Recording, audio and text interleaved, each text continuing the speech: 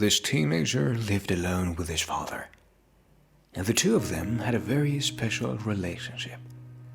Even though the son was always on the bench, his father was always in the stands cheering. He never missed a game. This young man was still the smallest of the class when he entered high school, but his father continued to encourage him, but also made it very clear that he did not have to play football if he didn't want to. But the young man loved football and decided to hang in there. He was determined to try his best at every practice, and perhaps he'd get to play when he became a senior.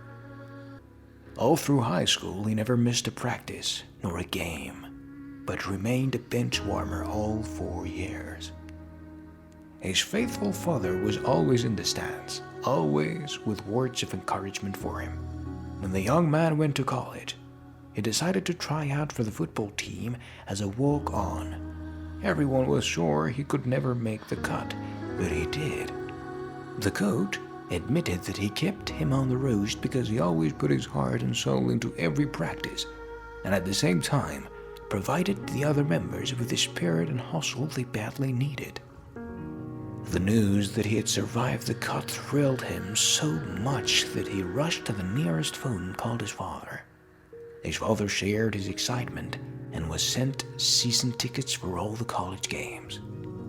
This persistent young athlete never missed practice during his 4 years at college, but he never got to play in the game.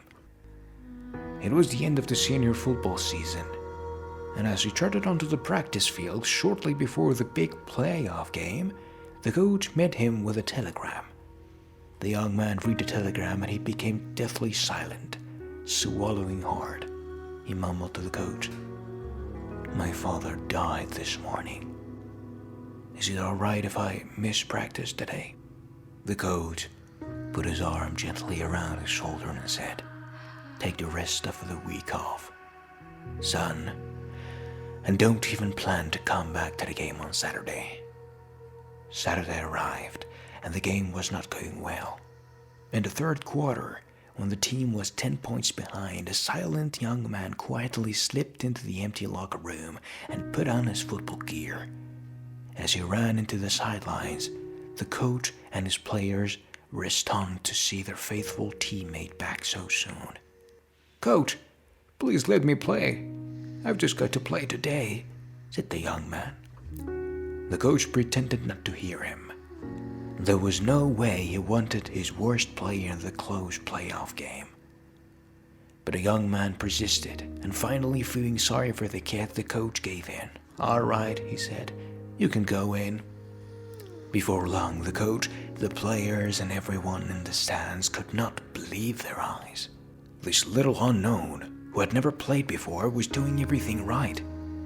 The opposing team could not stop him. He ran, he passed, blocked, tackled like a star. His team began to triumph. The score was soon tied.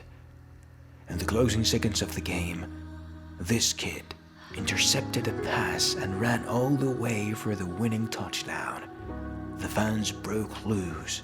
His teammates hoisted him onto their shoulders. Such cheering you've never heard. Finally, after the stands had emptied and the team had showered and left the locker room, the coach noticed that a young man was sitting quietly in the corner all alone.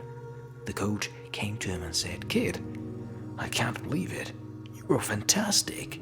Tell me what got into you. How did you do it?"